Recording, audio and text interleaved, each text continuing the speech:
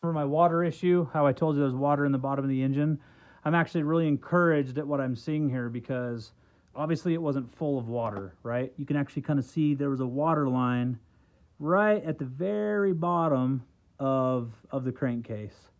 And that's pretty much where it was isolated to. So right here, I'll have to dig in and see what this piece is. This looks like it has to do with the kick, but the Kickstarter. This rusted just a little bit down here. I can see just barely a little bit of rust on the bottom of the kickstart gear here.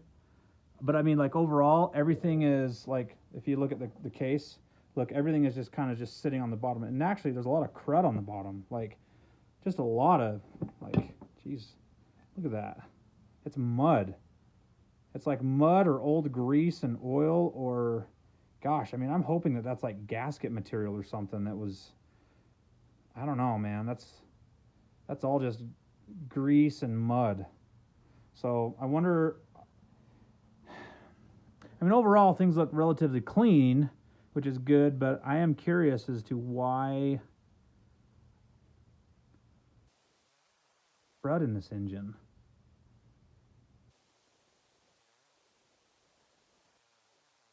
So just a quick tour on the inside. So this is where your tachometer plugs into. So it's basically just like a square cable, and I'll show that when we start putting it back together. But basically this gear right here spins off of this gear, this plastic gear right here, and that is how your tachometer works, okay? And then the other connection that you had here was for the oil pump, right? Which we'll go over when we do the reassembly portion. But so basically, looks like this gear here is an oil thrower. If I were to guess, is that a washer sitting behind there? What is that? Yeah, there's a washer sitting behind there. What is that?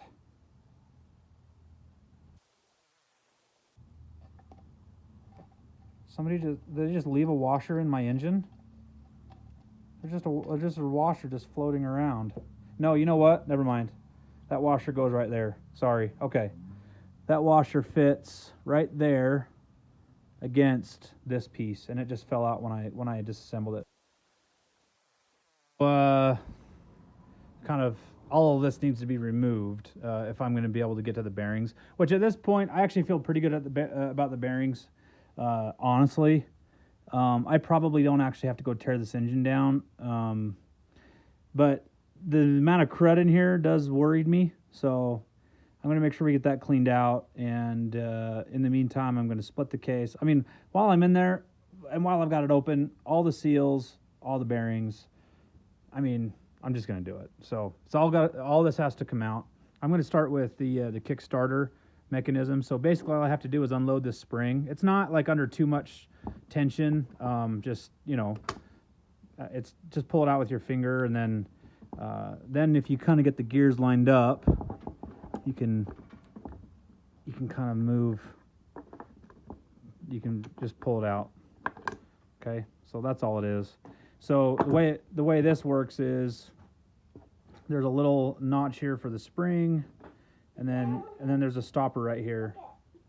Here we're gonna pull the clutch friction plates off and basically start emptying the clutch basket. In fact, while I'm here, let's just pull the tachometer gear off. And so basically I'm just gonna loosen these bolts, and then I don't need to loosen this one because this one is the push rod. So when you actually pull the clutch, see if I can, when you actually pull the clutch, it actually is pushing on this rod, right? So there's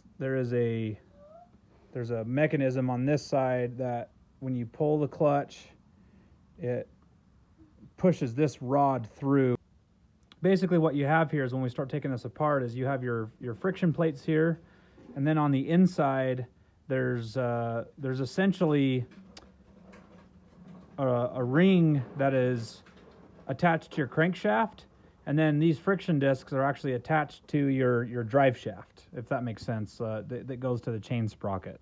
So this is kind of where the friction comes into play, where increased friction drives the entire assembly together, whereas decreased friction allows these composite, friction plates to separate from the inner metal plates that are essentially connected to the drive shaft. So hopefully that becomes more obvious when we start pulling this apart.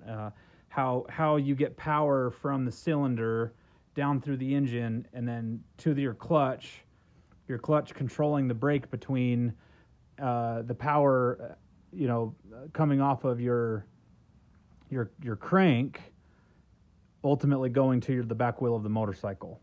So I don't know if that makes any sense at all. We'll try to make sense of it. Okay. So now I've loosened these. I'm just going to start pulling these springs out. Okay. And then you can actually you can pull out one by one, or you can just kind of pull out the outer plate. And then see, there's actually, you want to be careful because there's a little ball bearing in here. I'm going to see if I can get it to roll out, but again, I'm holding the camera with one hand. So, but ultimately, this is actually one area where you can make an adjustment on your clutch. So if your engine's revving really high and you're unable to, or you don't feel like it's really grabbing the back wheel, your clutch just feels a little too squishy, you can make adjustments on this nut right here. And that assumes that your plates and that aren't worn out. So yeah, you can see we got some rust on these. So basically, what you've got here is, starting with the outside, you've got a friction plate, then a cushion, and then you've got a clutch plate. That's what the metal ones are. So this clutch plate, these friction plates are connected to the crankshaft. The inner piece is what's connected to the transmission gears and ultimately your drive gear. So, and the reason I know that is because look, here's your crankshaft gear, here's the main housing, the outer piece, right? It's driving the outer piece. So when you're actually idling, when the motorcycle is idling, this outer gear, this outer assembly is turning, and this one is stationary. It's only when you engage the gear and then let out the clutch that this starts to grab this inner one and starts to turn this inner wheel. So that's how that works. So now we're going to pull these rings out and inspect each one. Obviously, I've got some cleaning to do on each of these rings because they've been sitting for a long time. And obviously, these did get water on them because they are rusting, but I'm going to see if I can find somewhere in the service manual where it tells me how to gauge like thickness. I'm sure it's, there's a tolerance there. So I have 1, 2, 3, 4, 5. I have 6 friction plates, and that means that I probably have 5 clutch plates of the metal ones. And again, there's a cushion ring. That's what it's called in the service manual. A cushion ring that goes in between each set.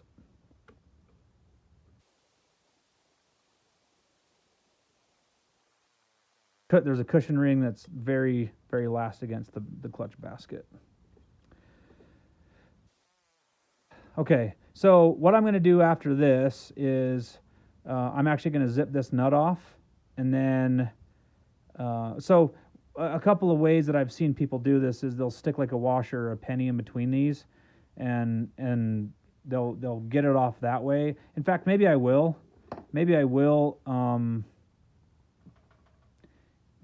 zip off this nut before I take off the clutch basket. So that, because actually, look, here's a good demonstration. So see how this turns, the outer piece of the basket turns, and look what's happening to my connecting rod on the piston. So that's how everything kind of connects, and that's how you transfer power from your piston to the rear wheel. I'm probably beating that horse dead. I just, for some people who are just getting to this for the first time and you want to learn how this stuff works, I mean, I'm trying to accommodate you guys on that one. All right, so I can just take these. I'm going to clean these up later. I'm going to put those in there. And then I'm actually going to work on this crankshaft nut. And then we'll get I have another washer that'll have to bend back out. and then we'll zip these off with the impact wrench. Again, they have like clutch basket tools that you would use to hold your clutch in place, and while you torque on it with like a ratchet or something like that. I'm just going to use my impact wrench, and I'm going to see if that's good enough, because I mean, I don't want to mess this up. I am going to jam these gears when I go to turn this off, like when I go to zip it off, because I don't want this to go just like zipping up and down and flopping around in here, because it's going to damage not only connecting rod, but could damage my bell crank or whatever else I got going on just right there. So let's figure out a washer or a penny. You know what? I'm actually going to use a penny. I think it's a better idea to use copper, because copper is soft. I want to use a softer metal than this steel, just to make sure that I don't gouge in any of these gear teeth.